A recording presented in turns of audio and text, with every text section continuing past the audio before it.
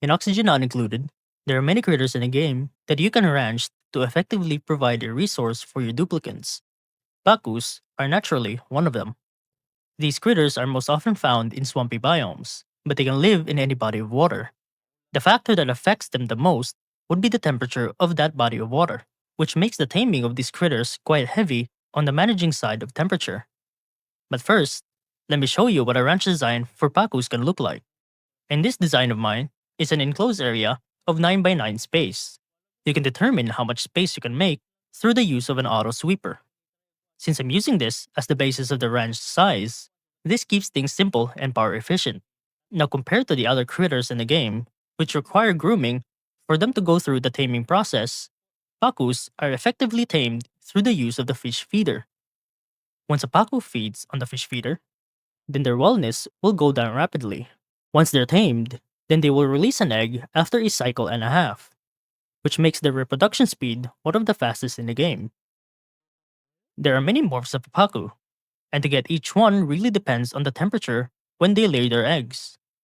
A tropical Pacu is born when a Pacu lays an egg when they're in a body of water above 35 degrees Celsius. The goldfish, the cold version of a Pacu, at below 5 degrees Celsius. And for the normal one, anywhere between 20 to 30 degrees or anywhere between the living areas of a goldfish or a tropical fish. But since I only want the normal Pacu, I keep the temperature of the area at around 25 to 30 degrees Celsius to keep the population just normal Pacus. You can even stretch this to 20 degrees.